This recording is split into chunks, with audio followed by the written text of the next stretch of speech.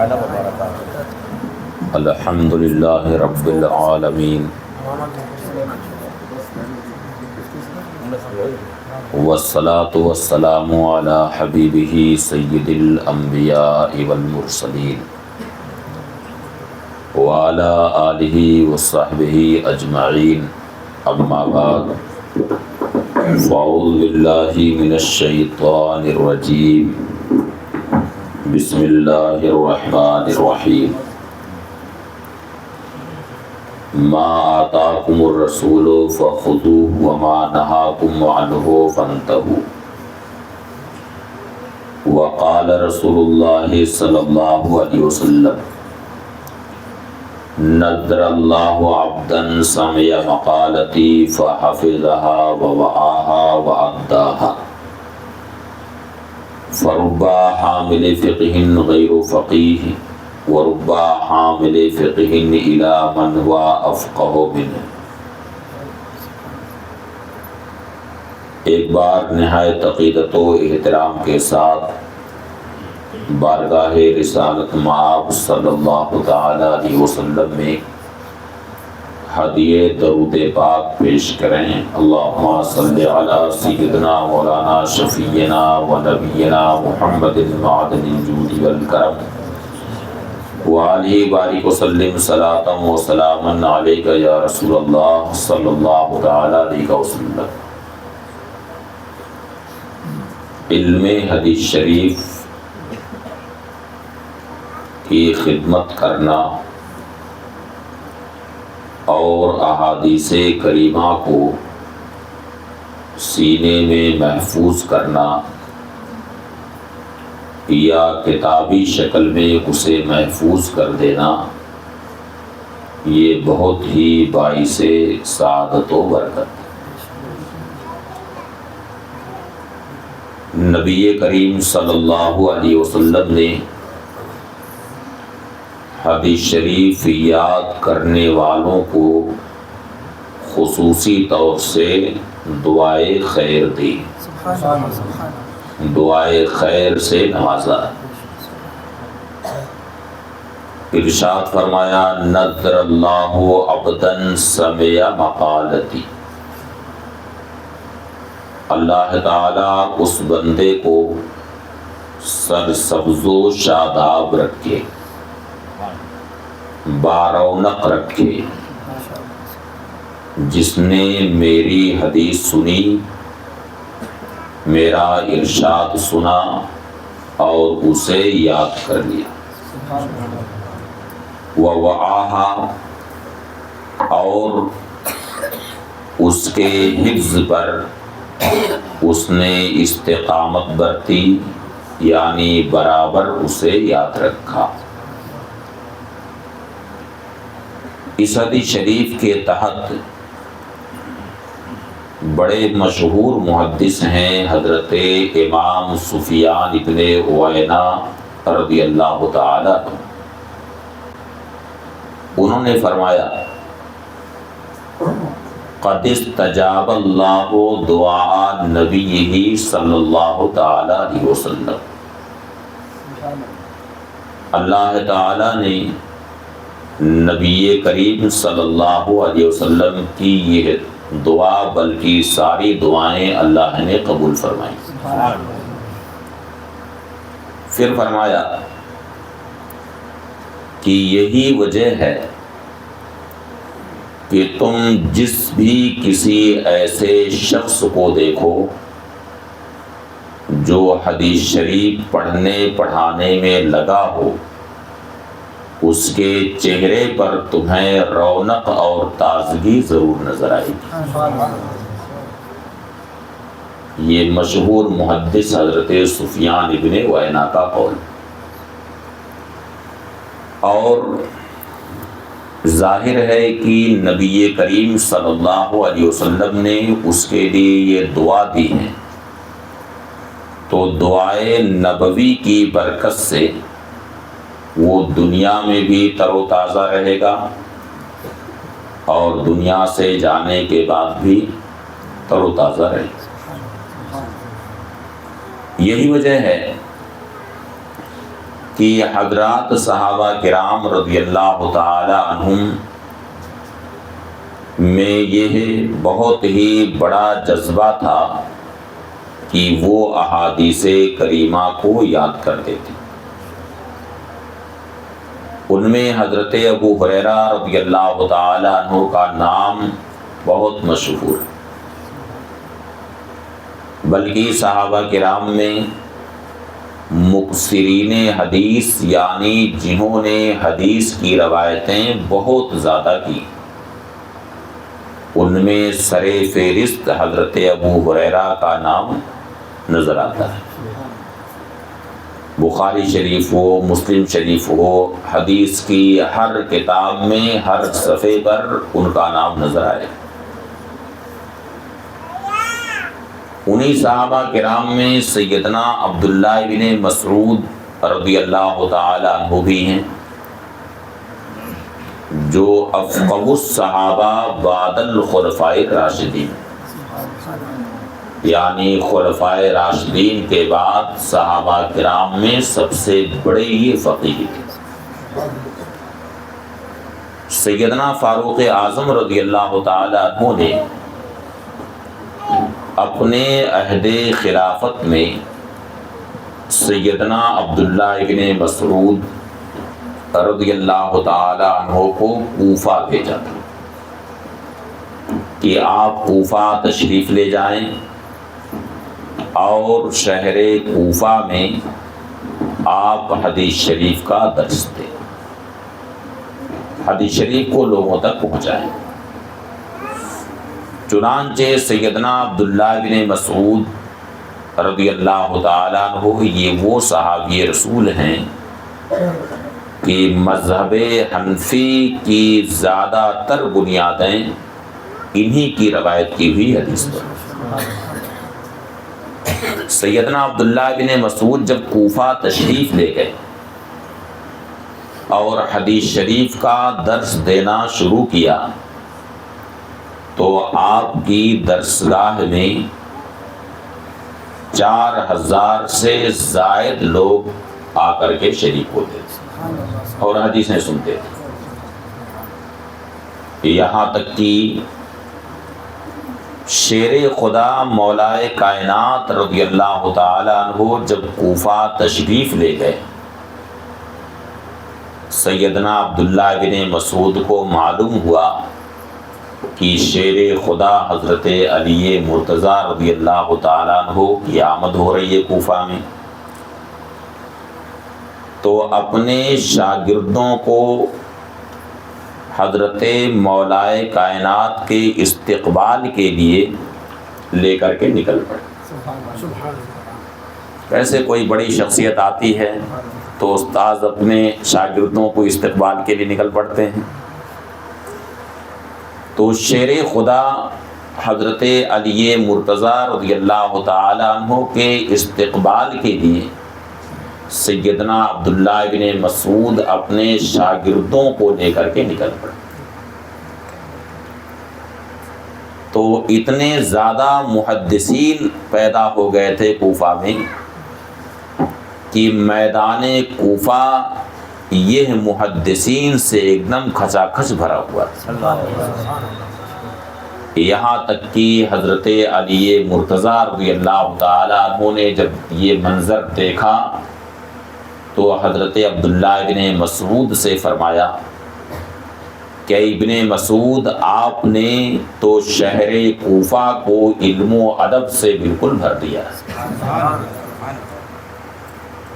اور کوفہ میں سیدنا عبداللہ بن مسعود رضی اللہ تعالیٰ عنہ کی آمد کی برکت سے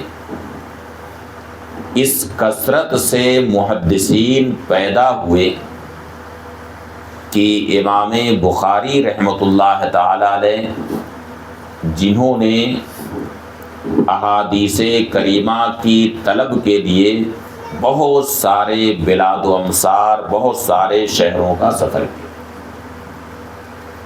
ظاہر ہے کہ 6 لاکھ حدیثیں آپ کو یاد تھیں، اب وہ 6 لاکھ حدیثیں کہیں ایک شہر میں تو نہیں ملی، بلکہ بہت سارے بلاد و امصار، بہت سارے شہروں کا آپ نے سفر کیا، اور کوفہ کا کتنی بار سفر کیا ہے خود امام بخاری فرماتے ہیں کہ مصر اور شام کا سفر تو میں نے 2 بار کیا، اور بصرہ کا سفر 4 بار کیا، لیکن کوفہ اور بغداد کا سفر کتنی بار کیا میں اسے شمار نہیں کر سکتا۔ اس سے اندازہ لگائیں کہ کوفہ میں کتنے بڑے بڑے محدثین اور فقہا موجود تھے کہ امام بخاری رحمۃ اللہ تعالی علیہ جیسے محدث جن کے پاس حیرت انگیز حافظہ تھا، انہیں یہ یاد نہیں رہا کہ کوفہ کا سفر مجھے کتنی بار کرنا پڑا، اور اللہ کا شکر ہے کہ اسی شہر میں جس امام کی ہم تقلید کرتے ہیں، یعنی امام الائمہ سراج الامہ کاشف الغمہ سیدنا امام اعظم ابو حنیفہ رضی اللہ تعالیٰ عنہ بھی اسی شہر میں رہتے۔ امام بخاری رحمۃ اللہ تعالی علیہ ابھی بہت کم عمر میں تھے، 6 سال کی عمر تھی کہ بینائی آپ کی چلی گئی۔ آپ کی والدہ بڑی مستجاب الدعوات تھی، اپنے وقت کی وہ ولیہ تھی، چونکہ ان کے دل کا یہ ارمان تھا، یہ خواہش تھی کہ میں اپنے بیٹے محمد ابن اسماعیل بخاری کو اپنے زمانے کا محدث بناؤں، مگر بینائی چلی گئی تو وہ برابر اللہ کی بارگاہ میں دعا کرتی تھی بیٹے کی بینائی کے لیے کہ یا اللہ میرے بیٹے کی بینائی واپس لوٹا دے۔ ایک رات خواب میں سیدنا ابراہیم خلیل اللہ علیہ السلام تشریف لائے، اور انہوں نے امام بخاری کی والدہ کو یہ بشارت دی، فرمایا یا ہاذہ قد رد اللہ علی ابنک بصرہ، اے اللہ کی بندی، اللہ تعالیٰ نے تمہارے بیٹے کی بینائی لوٹا دی۔ یہ خواب دیکھا، پھر امام بخاری کو بیدار کیا، امام بخاری سے فرمایا کہ بیٹا تم مجھے دیکھ رہے ہو؟ امام بخاری نے فرمایا کہ ہاں ماں میں تمہیں دیکھ رہا۔ اس طرح امام بخاری رحمۃ اللہ تعالی علیہ کی تعلیم و تربیت میں، ان کے محدث ہونے میں ان کی والدہ ماجدہ کی دعاؤں کا بہت بڑا دخل ہے۔ اولاد کی کامیابی میں ماں کی دعا کا بہت بڑا دخل ہوتا ہے۔ امام بخاری رحمۃ اللہ تعالی علیہ بخاری شریف کس اہتمام کے ساتھ انہوں نے لکھی ہے، فرمایا کہ یوں تو 6 لاکھ حدیثیں میں نے یاد کی، اور یہ کوئی آسان کام نہیں ہے 6 لاکھ حدیث یاد کرنا۔ 6 لاکھ کیا 4-5 ہزار حدیث یاد کرنا بڑا مشکل کام ہے سند کے ساتھ۔ امام بخاری رحمۃ اللہ تعالی علیہ کے استاذ ہیں حضرت امام اسحاق ابن راہویہ، جن کا نام اس میں بہت ہے، حضرت امام اسحاق ابن راہویہ۔ انہوں نے ایک بار اپنے تلامذہ سے اپنی یہ خواہش ظاہر کی کہ میں یہ چاہتا ہوں کہ احادیث کا کوئی ایسا مجموعہ تیار ہو جس میں صرف احادیث صحیحہ ہوں۔ امام بخاری فرماتے ہیں کہ ان کی یہ بات میرے دل پر اثر کر گئی، جبکہ اس سے پہلے میں ایک خواب بھی دیکھ چکا تھا خواب میں نے یہ دیکھا تھا کہ میں نبی کریم صلی اللہ علیہ وسلم کے سامنے کھڑا ہوں اور میں پنکھا چل رہا ہوں، ہاتھ سے جو دستی پنکھا ہوتا ہے ہینڈ فین، وہ میں چلا رہا ہوں اور مکھیاں میں ہانک رہا ہوں۔ نبی کریم صلی اللہ علیہ وسلم کے جسم اطہر پر مکھی نہیں بیٹھتی تھی۔ یہ حضور کے خواص میں سے، فضائل کریمہ میں سے ہے کہ حضور کے جسم اطہر پر، حضور کے لباس پر مکھی کبھی نہیں بیٹھی، لیکن یہ اوپر اوپر جو اڑتی ہیں تو امام بخاری انہیں ہانک رہے تھے۔ جب آنکھ کھلی کسی معبر سے پوچھا کہ ایسا ایسا میں نے خواب دیکھا ہے، اس کی کیا تعبیر؟ تو معبر نے تعبیر یہ بتائی کہ نکا تذب الکذب عن رسول اللہ صلی اللہ علیہ وسلم، یعنی تم نبی کریم صلی اللہ علیہ وسلم سے جھوٹ کو دفع کرو۔ تو یہ دو چیز امام بخاری کے سامنے تھی، اس لیے امام بخاری نے یہ عزم کر لیا کہ میں احادیث کریمہ کا ایک ایسا مجموعہ تیار کروں جس میں صرف احادیث صحیحہ۔ چنانچہ آپ نے یہ کام مسجد حرام شریف میں شروع کر دی، مکہ مکرمہ میں مسجد حرام شریف میں یہ کام شروع کر دی، مگر اس اہتمام کے ساتھ شروع فرمایا۔ فرماتے ہیں کہ ما وضعت فیہ حدیثا الا بعد صلاۃ رکعتین الا بعد الغسل و صلاۃ رکعتین، یعنی اس کتاب میں جب بھی میں نے کوئی حدیث شریف لکھی ہے تو اس سے پہلے میں نے غسل کیا اور 2 رکعت نماز پڑھی۔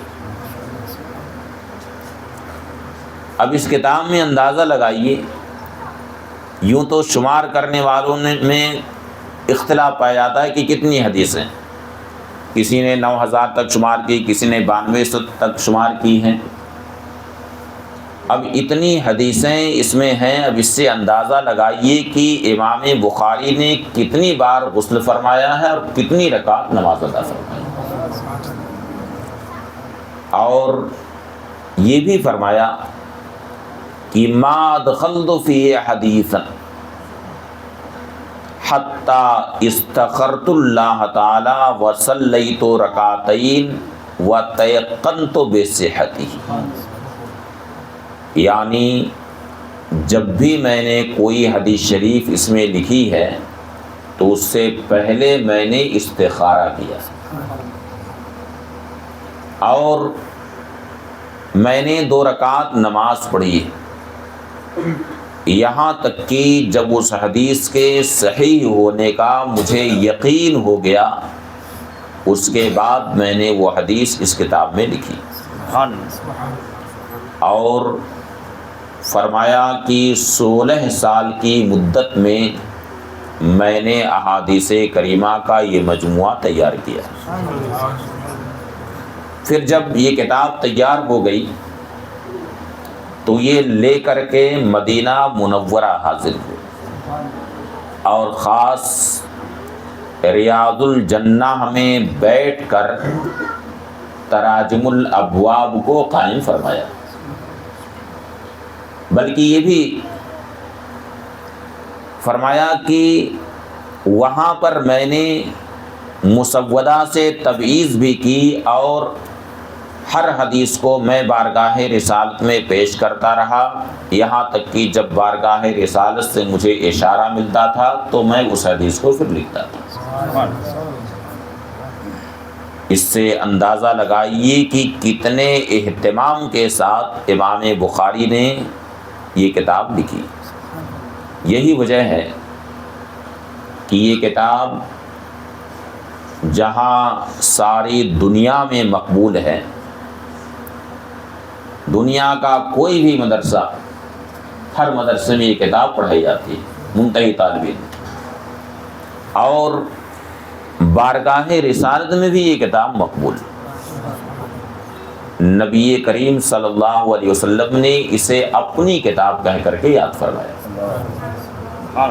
چنانچہ ایک مشہور محدث ہیں حضرت امام محمد ابن احمد ابو زید مروزی رضی اللہ تعالیٰ، انہوں نے فرمایا کہ بین انا نائم بین الرکن والمقام اذ رأیت النبی صلی اللہ علیہ وسلم فقال یا ابا زید الی متی تدرس کتب الشافعی۔ فرماتے ہیں کہ میں حرم مکہ میں کعبہ شریف میں رکن حجر اسود اور مقام ابراہیم کے درمیان سویا تھا، آنکھ لگ گئی میری، میرا نصیبہ بیدار ہوا، نبی کریم صلی اللہ علیہ وسلم تشریف لائے اور مجھ سے ارشاد فرمایا کہ ابو زید تم محمد ابن ادریس شافعی کی کتاب کب تک پڑھو گے؟ میری کتاب تم کب پڑھو گے؟ میں نے عرض کیا وما کتابوں کا یا رسول اللہ، یا رسول اللہ آپ کی کون سی کتاب ہے؟ ارشاد فرمایا جامع محمد بن اسماعیل البخاری، محمد ابن اسماعیل بخاری کی کتاب وہ میری کتاب ہے۔ تو جس کتاب کو نبی کریم صلی اللہ علیہ وسلم اپنی کتاب کہہ کر کے یاد فرمائیں، اس کتاب کا مقام کتنا اونچا۔ اب اس مختصر سے بیان کے بعد اب بخاری شریف کی آخری حدیث شریف نکالیں۔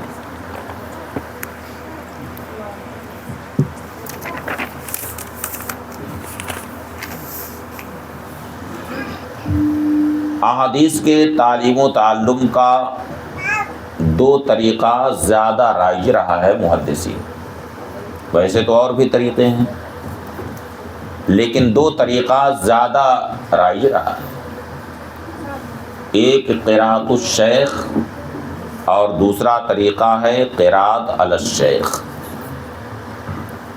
قراءۃ الشیخ کے معنی ہیں کہ شیخ حدیث خود پڑھیں اور طلبہ اسے سنیں۔ اب وہ طلبہ جب اس حدیث کی روایت کریں گے تو کہیں گے حدثنا فلان، فلاں نے ہم سے حدیث بیان کی۔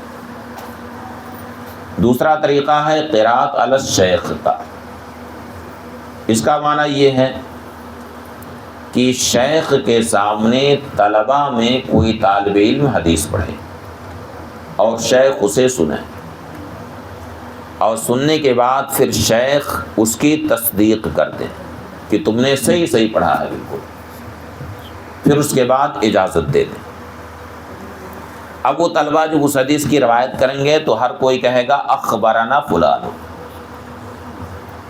یہ دو طریقے زیادہ رائج، تو ہم چاہتے ہیں کہ ہاں دونوں طریقوں پر عمل ہو جائے، اس لیے ہمارے ساتھ سبھی لوگ پڑھیں، قراءۃ الشیخ بھی ہو جائے اور قراءۃ علی الشیخ بھی ہو جائے، ساتھ میں سب پڑھیں۔ بسم اللہ الرحمن الرحیم۔ باب قول اللہ ونضع الموازین القسط لیوم القیامہ وان اعمال بنی آدم وقولهم توزن وقال مجاہد القسطاس العدل بالرومیہ ویقال القسط مصدر المقسط وهو العادل وأما القاسط فهو الجائر. حدثنا احمد بن اشکاب قال حدثنا محمد بن فضيل عن عمارة بن القعقاع عن ابي زرعة عن ابي هريرة رضي الله تعالى عنه قال قال النبي صلى الله عليه وسلم کلمتان حبیبتان الی الرحمن خفیفتان علی اللسان ثقیلتان فی المیزان سبحان اللہ وبحمدہ سبحان اللہ العظیم. امام بخاری رحمۃ اللہ تعالی علیہ نے اپنی کتاب کا آغاز بدء الوحی سے کیا، یعنی شروع میں وحی کا باب قائم کیا،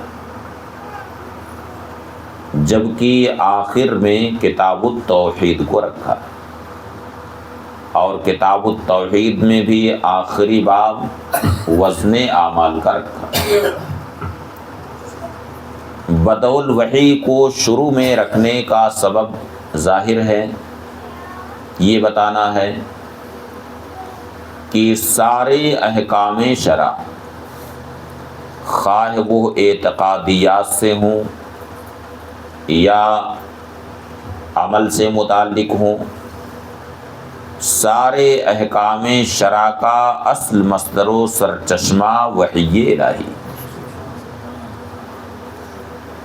اللہ کی نازل کردہ وحی سارے احکام کا سرچشمہ. وحی الہی خواہ قرآن کریم کی شکل میں ہو یا احادیث کریمہ کی شکل میں، کیونکہ ارشادات نبویہ بھی وحی الہی ہوتے ہیں. قرآن پاک میں ارشاد ہوا وما ينطق عن الهوى ان هو الا وحی یوحی. اللہ کے رسول صلی اللہ علیہ وسلم اپنی خواہش سے نہیں بولتے، بلکہ جو بولتے ہیں وہ وحی جو ان پر نازل ہوتی. تو سارے احکام شرع کا اصل مصدر و سرچشمہ کتاب و سنت. باقی اجماع اور قیاس وہ دونوں بھی اگرچہ دلائل شرع ہیں، لیکن ان کی بھی بنیاد کتاب اور سنت پر ہی. اور آخر میں امام بخاری نے کتاب التوحید کو رکھا ہے، اس کی بھی وجہ ظاہر ہے کہ اس سے یہ اشارہ کرنا ہے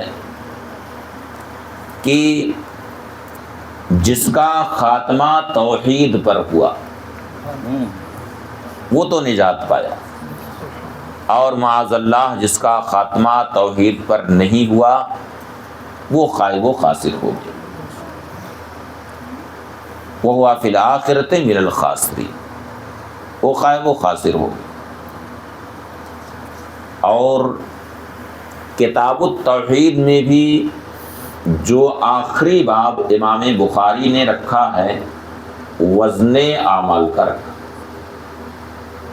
یعنی قیامت کے دن اللہ تعالی میزان العمل کو قائم فرمائے گا، جس پر اچھے برے اعمال تولے جائیں.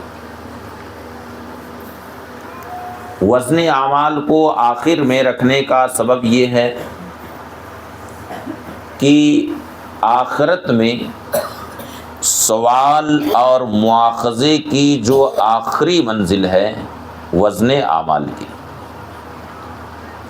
یعنی جو کچھ سوال ہونا ہے بندوں سے، جو کچھ مواخذہ ہونا ہے، وزن اعمال سے پہلے، کہ تم نے یہ کیوں کیا، یہ کیوں کیا، جو بھی سوالات ہوں گے وزن اعمال سے پہلے۔ وزن اعمال کے بعد اب فیصلہ ہو جائے گا، فریق فی الجنہ و فریق فی السعیر، ایک فریق جنت میں جائے گا اور دوسرا فریق جہنم میں جائے گا۔ اب اس کے بعد اب کوئی سوال نہیں ہوگا، جو فیصلہ ہونا ہے اب فیصلہ ہو جائے گا۔ اس لیے آخر میں وزن اعمال کو امام بخاری نے رکھا ہے، اور قرآن کریم کی آیت کریمہ وَنَضَعُ الْمَوَازِينَ الْقِسْطَ لِيَوْمِ الْقِيَامَةِ، اس کو ترجمۃ الباب میں ذکر کیا۔ اللہ تعالیٰ نے فرمایا کہ ہم قیامت کے دن انصاف کے ترازو رکھیں گے اور بنی آدم کے اعمال اور ان کے اقوال وزن کیے جائیں گے۔ قرآن کریم کا آپ مطالعہ کریں گے تو عام طور سے قرآن پاک میں موازین جمع کے ساتھ آیا ہے، جیسے یہ ہے نضع الموازین القسط لیوم القیامہ۔ دوسری جگہ ارشاد ہوا فمن ثقلت موازینہ فہو فی عیشۃ راضیہ، تو یہاں پر بھی موازین جمع کے ساتھ آیا ہے، جبکہ احادیث میں جمع اور مفرد دونوں کے ساتھ یہ لفظ آیا ہے۔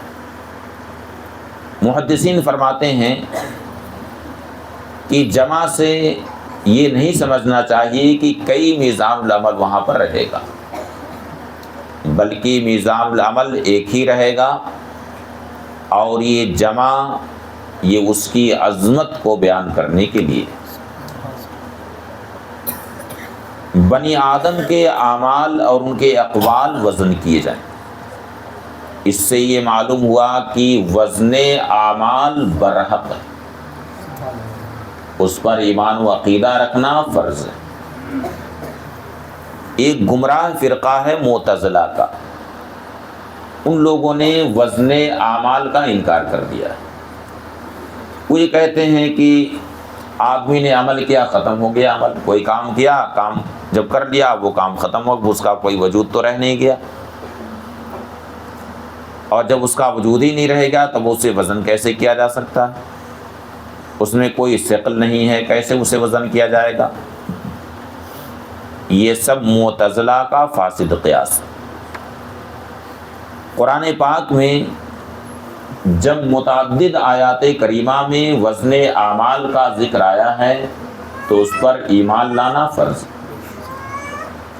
اللہ تعالیٰ قادر مطلق ہے، وہ اس بات پر قادر ہے کہ اعمال میں یعنی اعراض میں وزن ثقل پیدا فرمائے، اور اس کے علاوہ یہ بھی بعض علماء نے فرمایا، اور اس کی تائید بھی بہت ساری حدیثوں سے ہوتی، کہ قیامت کے دن یہ اعمال اجسام کی شکل میں تبدیل ہو جائیں گے، اجسام اور جواہر کی شکل میں تبدیل ہو جائیں گے، اور اس بارے میں بھی بہت ساری حدیثیں ہیں۔ بلکہ آج انہی احادیث میں سے ایک حدیث میں نے وہاں قادریہ مسجد میں بیان بھی کیا ہے۔ متعدد حدیثوں سے یہ بات ثابت ہوتی کہ اعمال قیامت کے دن اجسام کی شکل میں تبدیل ہو جائیں گے، اور جب اجسام کی شکل میں ہو جائیں گے تو اب بالکل انہیں وزن کیا جا سکتا ہے۔ اور بعض علماء نے فرمایا کہ قیامت کے دن صحائف اعمال یعنی اعمال نامے، جن کتابوں میں عمل لکھا جاتا ہے وہ صحائف اعمال تولے جائیں گے، اور اس بات کی تائید حدیث بطاقہ سے ہوتی۔ اس حدیث شریف کی روایت امام ترمذی نے اپنی جامع میں، امام ابن ماجہ نے اپنی سنن میں، امام احمد نے اپنی مسند میں سیدنا عبداللہ ابن عمرو رضی اللہ تعالی عنہما سے روایت کی۔ وہ فرماتے ہیں کہ نبی کریم صلی اللہ علیہ وسلم نے ارشاد فرمایا، ان اللہ یستخلص رجلا من امتی یوم القیامت علی رؤوس الخلائق فینشر علیہ 99 سجلا وکل سجل مثل مد البصر۔ نبی کریم صلی اللہ علیہ وسلم نے فرمایا کہ اللہ تعالی قیامت کے دن میری امت میں سے ایک شخص کو سارے خلائق کے سامنے لے آئے اور اس کے سامنے اس کے اعمال کے 99 دفاتر کو رکھ دے گا۔ ایک دفتر نہیں، 99 دفاتر کو رکھ دے گا۔ اور ایک دفتر کتنا بڑا؟ ہر دفتر تا حد نگاہ، اتنا لمبا چوڑا ایک دفتر ہو۔ پھر اللہ تعالیٰ اس بندے سے ارشاد فرمائے گا، اتنکروا من ھذا شیئا، اے بندے ان صحائف میں، ان دفاتر میں جو تیرے عمل لکھے ہوئے ہیں، کیا تجھے انکار ہے اس میں کسی عمل سے؟ وہ بندہ عرض کرے گا، لا یا رب، اے پروردگار نہیں، مجھے کوئی انکار نہیں، میں نے یہ سب عمل کیے۔ پھر اللہ تعالیٰ ارشاد فرمائے گا، اظلمک کتبۃ الحافظون، کیا جن ملائکہ کو، جن فرشتوں کو میں نے تیرا عمل لکھنے کے لیے مقرر کر رکھا ہے، کیا ان فرشتوں نے تیرے ساتھ کوئی ظلم کیا ہے؟ کرام کاتبین نے تیرے ساتھ کوئی ظلم کیا ہے؟ وہ بندہ عرض کرے گا، لا یا رب، نہیں ہے پروردگار۔ پھر اللہ تعالیٰ ارشاد فرمائے گا، افلک عذر، کیا تیرے پاس کوئی عذر ہے؟ یعنی کوئی عذر تم پیش کر سکتے ہو کہ تم نے یہ سب عمل کیوں کیا، کیا وجہ ہوئی؟ کوئی عذر تم پیش کر سکتے ہو؟ یہاں کسی دنیاوی حاکم کے سامنے نہیں پیش کرنا ہے، احکم الحاکمین جو علیم بذات الصدور ہے، اس کی بارگاہ میں پیش کرنا۔ تو بندہ عرض کرے گا، اے پروردگار میرے پاس کوئی عذر نہیں۔ پھر اللہ تعالیٰ فرمائے گا، بلا ان لک عندنا حسنہ، اے بندے ہمارے پاس تیری ایک نیکی۔ پھر اللہ تعالیٰ کاغذ کا ایک ٹکڑا ظاہر فرمائے گا، اس پر لکھا ہوگا، اشہد ان لا الہ الا اللہ واشہد ان محمدا عبدہ ورسولہ، یعنی کلمہ شہادت لکھا ہوگا اس پر۔ اللہ تعالیٰ اس سے فرمائے گا کہ اے بندے تو کاغذ کا یہ ٹکڑا لے جا اور میزان العمل میں نیکیوں کے پلڑے پر تو اسے رکھ دے۔ اور بندہ سوچے گا کہ کہاں یہ 99 دفاتر اور کہاں کاغذ کا ایک چھوٹا سا ٹکڑا۔ وہ اللہ کی بارگاہ میں عرض کرے گا، یا رب ما ھذہ البطاقہ ما ھذہ السجلہ، اے پروردگار کہاں یہ 99 دفاتر اور کہاں کاغذ کا یہ ٹکڑا؟ یعنی کیا حیثیت ہے دونوں؟ اللہ تعالیٰ فرمائے گا کہ اے بندے تیرے اوپر آج کوئی ظلم نہ ہوگا، تو لے جا اس کو رکھ دے نیکیوں کے پلڑے۔ چنانچہ نیکیوں کے پلڑے پر وہ بندہ رکھے گا، پھر نیکیوں کا پلڑا بھاری ہو جائے گا اور اسے نجات مل جائے گا۔ تو اس سے بعض علماء نے استدلال کیا کہ جو اعمال نامے ہیں، صحائف اعمال جو ہیں وہ وزن کیے جائیں۔ وزن اعمال کا یہ کام کن کے سپرد ہوگا اور نگرانی کے لیے کن کو اللہ تعالیٰ مقرر فرمائے؟ تو احادیث سے یہ معلوم ہوتا ہے کہ وزن اعمال کی نگرانی کے لیے اللہ تعالیٰ حضرت آدم علیہ السلام کو حکم دے گا۔ حضرت آدم علیہ السلام سے فرمائے گا یا آدم انی جعلتک اليوم حکما بینی و بین ذریتک فقم عند المیزان وانظر ما یرفع الیک من اعمالہ۔ اے آدم، آج میں نے تجھے اپنے اور تمہاری ذریت، تمہاری اولاد کے درمیان حکم بنایا۔ اے آدم، میزان العمل کے پاس کھڑے ہو جاؤ اور خود دیکھو کہ تمہاری اولاد کیسے عمل لے کر کے آئے، خود تم اپنی آنکھوں سے دیکھو۔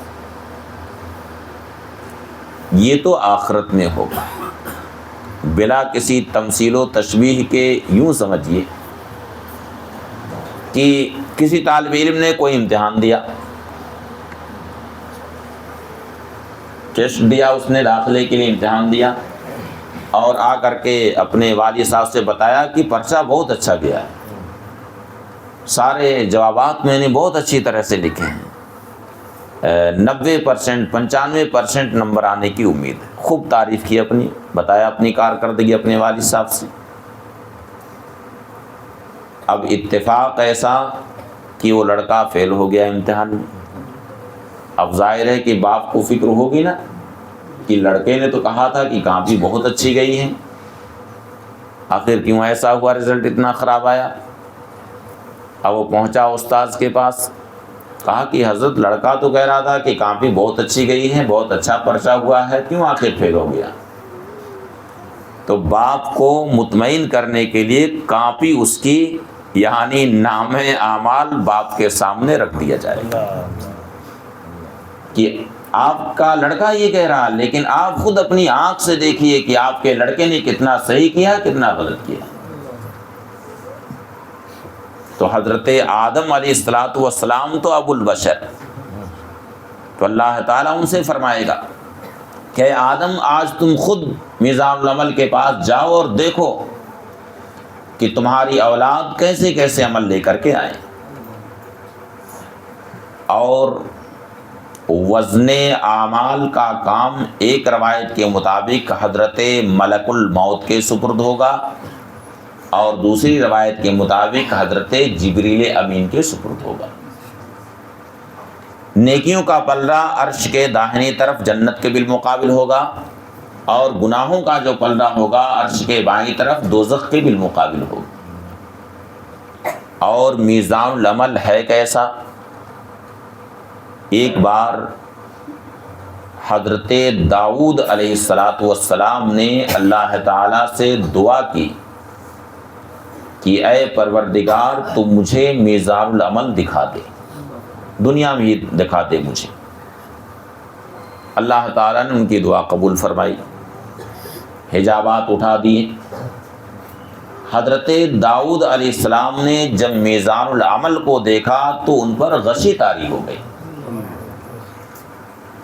اور جب افاقہ ہوا تو عرض کیا اللہ کی بارگاہ میں، یا رب من یقدر علی ملئ کفۃ ھذا المیزان حسنات۔ اے پروردگار، تیرا کون بندہ ایسا ہوگا جو میزان العمل کا نیکیوں کا پلہ بھر سکتا ہے اپنی نیکیوں سے؟ اللہ تعالیٰ نے فرمایا یا داؤد اذا رضیت علی عبدی ملأتہ بتمرۃ واحدۃ واملأہ بکلمۃ لا الہ الا اللہ۔ اے داؤد، جب میں اپنے بندے سے راضی ہو جاؤں گا تو میں صرف ایک کھجور کے صدقے سے نیکیوں کا پلہ بھر دوں گا۔ اور کلمہ لا الہ الا اللہ سے میں نیکیوں کا پلہ بھر دوں گا۔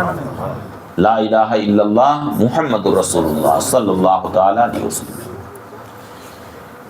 امام بخاری نے یہ ذکر کیا کہ بنی آدم کے اعمال اور ان کے اقوال وزن کیے جائیں گے۔ بظاہر ایسا لگتا ہے کہ سب کے اعمال تولے جائیں گے، مگر ایسا نہیں ہوگا، بلکہ کئی قسم کے لوگ ہوں گے۔ کچھ تو ایسے نیک بندے ہوں گے جن کے نام اعمال میں کوئی گناہ ہوگا ہی نہیں، ان کا نام اعمال نیکیوں سے بھرا ہوگا بالکل۔ تو جب ان کے نام اعمال میں صرف نیکیاں ہی ہیں، گناہ ہے ہی نہیں، تو ان کے اعمال وزن نہیں کیے جائیں گے، بلکہ ان کے لیے حکم ہوگا ادخل جنت بغیر حساب، آج تم سے کوئی محاسبہ نہیں ہوگا، بے حساب تم لوگ جنت میں جاؤ۔ لا خوف علیکم ولا انتم تحزنون، نہ تمہیں آج کوئی خوف ہے نہ کوئی تمہیں غم ہے، سیدھے بے حساب تم لوگ جنت میں جاؤ۔ اور اس بات کی تائید بخاری شریف کی اس حدیث شریف سے ہوتی ہے، نبی کریم صلی اللہ علیہ وسلم نے فرمایا کہ یدخل من امتی 70,000 الجنہ بغیر حساب، میری امت میں 70,000 افراد ایسے ہوں گے جو بے حساب جنت میں جائیں گے۔ اور ان کی صفت بھی بعض حدیثوں میں آئی ہے کہ ان کے چہرے ایسے نورانی ہوں گے کہ یتلالوا وجوہہم تلالی القمر لیلۃ البدر، ان کے چہرے ایسے نورانی ہوں گے، ایسے روشن ہوں گے جیسے 14ویں رات کا بدر کامل یعنی چاند جیسے چمکتا ہے، اس طرح ان کے چہرے روشن ہوں گے۔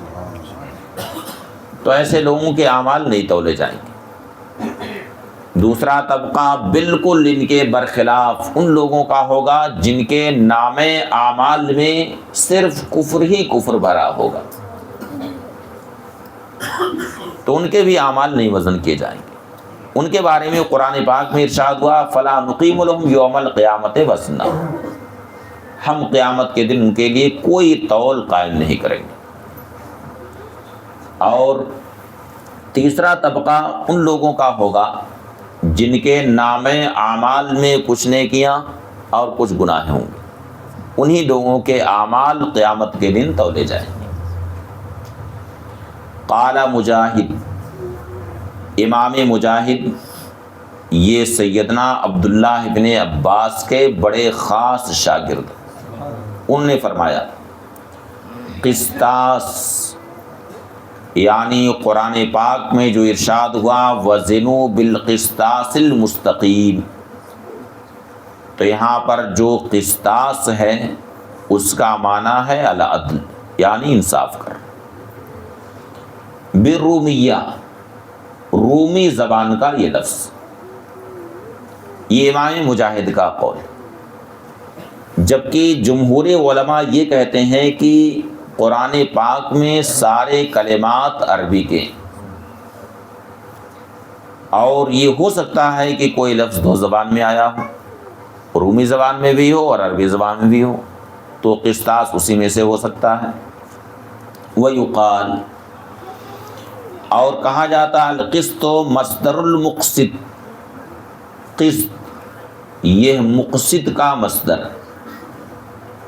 اور مقسط کا معنی ہے العادل انصاف کرنے والا۔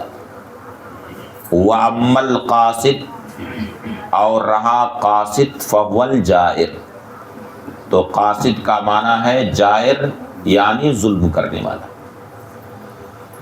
یعنی قرآن پاک میں جو ارشاد ہوا وَأَمَّا الْقَاسِطُونَ فَكَانُوا لِجَهَنَّمَ حَطَبًا، تو وہاں پر قاسط سے مراد ہے جائر۔ گویا یہ کہنا چاہتے ہیں کہ قسط کا معنی ظلم آتا ہے، لیکن حقیقت بات یہ ہے کہ ازداد میں سے ہے، اس کا معنی انصاف کرنا بھی آتا ہے۔ جیسے ارشاد ہوا وَإِنْ حَكَمْتَ فَحْكُمْ بَيْنَهُمْ بِالْقِسْطِ، تو یہاں پر قسط عدل و انصاف کے معنی۔ حدثنا احمد بن اشکاب، امام بخاری فرماتے ہیں ہم سے احمد ابن اشکاب نے حدیث بیان کی، وہ فرماتے ہیں ہم سے محمد ابن فضیل نے حدیث بیان کی، وہ روایت کرتے ہیں عمارہ ابن القعقاع سے، وہ روایت کرتے ہیں ابو زرعہ سے، وہ روایت کرتے ہیں حضرت ابو ہریرہ رضی اللہ تعالی عنہ سے، فرمایا کہ نبی کریم صلی اللہ علیہ وسلم نے ارشاد فرمایا، دو کلمے ایسے ہیں جو رحمان کو محبوب ہیں۔ ان دو کلموں کے محبوب ہونے کا مطلب یہ ہے کہ جو ان دو کلموں کا ورد کرتا، ان دو کلموں کا جو وظیفہ پڑھتا، وہ اللہ کی بارگاہ میں محبوب ہو جاتا ہے۔ اور ایک بات اور عرض کریں کہ علماء فرماتے ہیں کہ کتاب و سنت میں اللہ تعالیٰ کے اسماء حسنی میں جس نام کا ذکر جہاں پر لائق ہے وہاں اس نام کا ذکر آیا ہے۔ جیسے استغفار کا مقام ہے تو وہاں پر غفار آیا ہے، استغفر ربکم انہ کان غفار۔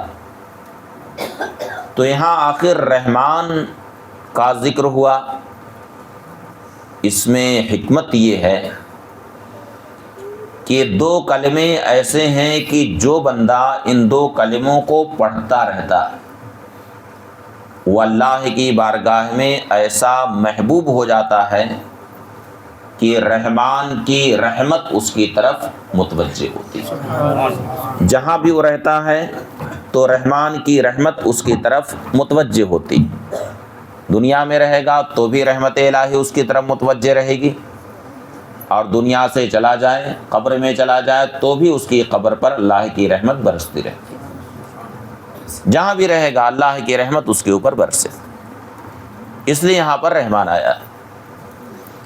خفیفتان علی اللسان، یہ دو کلمے ایسے ہیں جو زبان پہ آسان، یعنی آدمی پڑھا لکھا ہو کہ پڑھا لکھا نہ ہو، ہر کوئی یہ دو کلمہ پڑھ سکتا ہے آسانی کے ساتھ، اس میں کوئی دشواری نہیں۔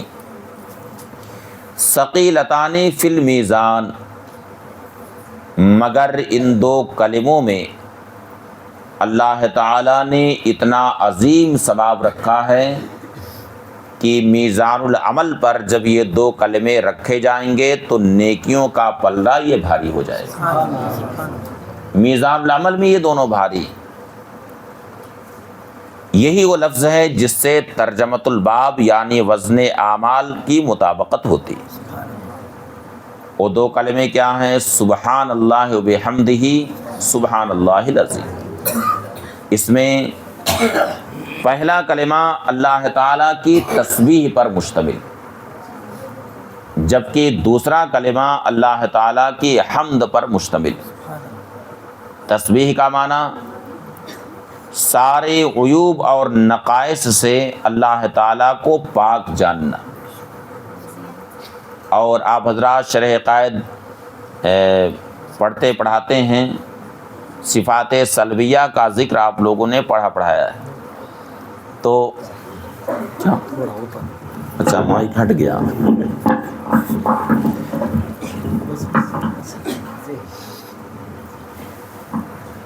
شرح قائد میں آپ حضرات نے دیکھا ہوگا اللہ تعالیٰ کی صفتوں کا جہاں پر ذکر ہے تو ہے لیسا بجسم ولا جوہر ولا ارض، یہ سب صفات سلبیہ۔ تو تسبیح کے ذریعہ صفات سلبیہ کی طرف اشارہ، یعنی اللہ تعالیٰ ہر عیب اور ہر نقص سے پاک، اور حمد چونکہ اس بات کمالات کو کہتے ہیں، یعنی سارے کمالات ساری خوبیاں اللہ تعالیٰ کے لیے ہی ثابت۔ اب ان دو کلموں میں کیا خوبی ہے؟ حدیث شریف میں آیا کہ سبحان اللہ نصف المیزان والحمد للہ تملأ، یعنی جب بندہ سبحان اللہ کہتا ہے تو میزان العمل میں جو نیکیوں کا پلہ ہے آدھا بھر جاتا ہے، اور جب الحمدللہ کہتا ہے تو پورا ہو جاتا ہے، پورا بھر جاتا ہے۔ اور امام بخاری نے آخر میں اللہ تعالیٰ کی تسبیح اور اس کی حمد کو ذکر کیا، کیونکہ اہل جنت کا جو آخری کلام ہوگا وہ اللہ تعالیٰ کی تسبیح اور اس کی حمد پر مشتمل ہوگا۔ دعواہم فیہا سبحانک اللہم وتحیتہم فیہا سلام وآخر دعواہم ان الحمد للہ رب العالمین۔ اس کے تحت علماء نے فرمایا کہ اہل جنت جب جنت میں داخل ہوں گے اور جنت میں وہ اللہ تعالیٰ کی عظمت اور اس کی کبریائی کا مشاہدہ اپنے سر کی آنکھوں سے کریں گے تو کہیں گے سبحانک اللہم، یعنی اللہ کی پاکی بیان کریں گے، اس کی تسبیح بیان کریں گے۔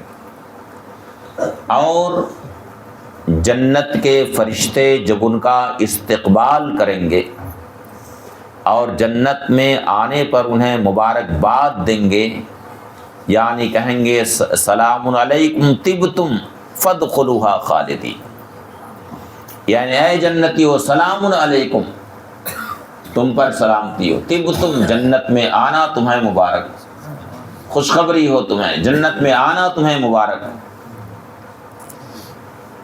اور جنت میں وہ اللہ تعالیٰ کی مہیا کی ہوئی نعمتوں کو دیکھیں گے جنتی، تو ان نعمتوں کے جن نعمتوں سے اللہ نے انہیں نوازا ان نعمتوں کو دیکھیں گے اپنے سر کی آنکھوں سے، تو اس وقت کہیں گے ان الحمد للہ رب العالمین وآخر دعواہم ان الحمد للہ رب العالمین۔ اس لیے معلوم ہوا کہ اللہ تعالیٰ کی تسبیح اور اس کی حمد پر کام کو مکمل کرنا یہ مستحب، اور اس میں بھی امام بخاری رحمۃ اللہ تعالی علیہ نے اپنی محدثانہ شان پوری ظاہر کر دی، یعنی یہ تو ثابت ہوا کہ کتاب کے آخر میں اللہ تعالیٰ کی تسبیح اور اس کی حمد کو بیان کرنا مستحب ہے، تو اس میں امام بخاری نے اپنی طرف سے تسبیح اور حمد کا کوئی کلمہ نہیں ذکر کیا کہ اپنی طرف سے تسبیح اور حمد کا کوئی کلمہ لیا، بلکہ افضل الحامدین سید المسبحین نبی کریم صلی اللہ علیہ وسلم کی زبان اقدس سے تسبیح اور حمد کے جو کلمات صادر ہوئے ہیں انہی کلمات کو اپنی کتاب کے اخیر میں ذکر کیا۔ سبحان اللہ، سبحان اللہ۔ وذالک حسن الختام، اسے حسن الختام کہا گیا بلکہ مسک الختام کہا گیا۔ تو اس میں پہلا کلمہ اللہ تعالیٰ کی تسبیح پر مشتمل ہے اور دوسرا کلمہ اللہ تعالیٰ کی حمد پر مشتمل۔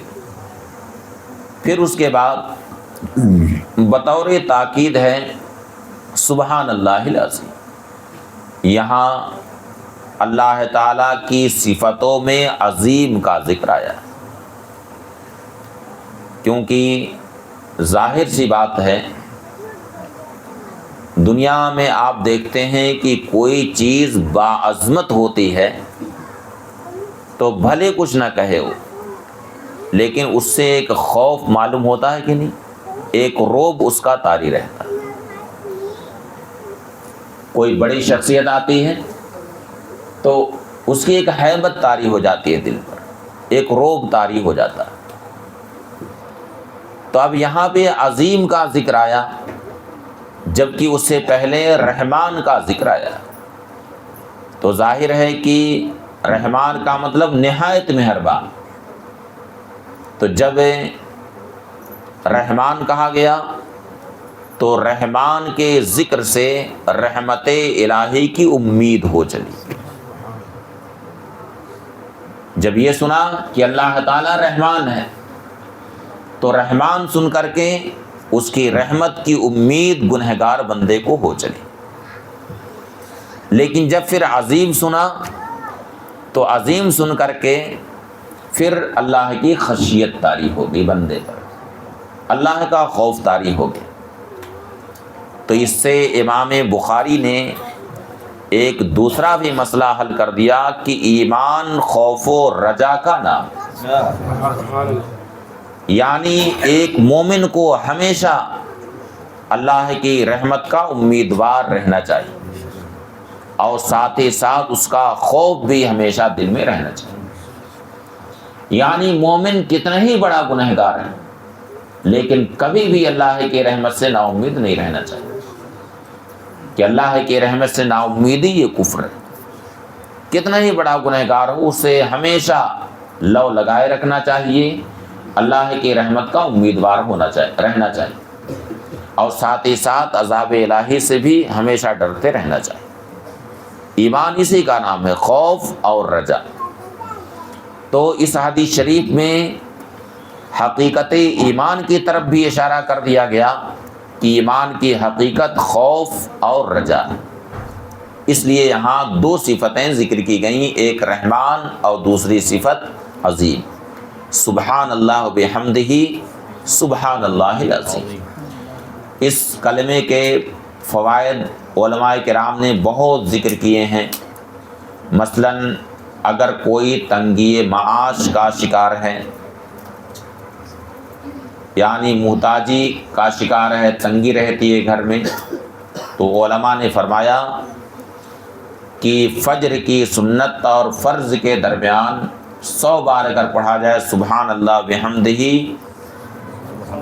سبحان اللہ العظیم تو اس کی محتاجی دور ہو جائے۔ تو بہت ساری خوبیاں ہیں۔ سبحان اللہ بحمدہ سبحان اللہ العظیم وآخر دعوانا ان الحمد للہ رب العالمین۔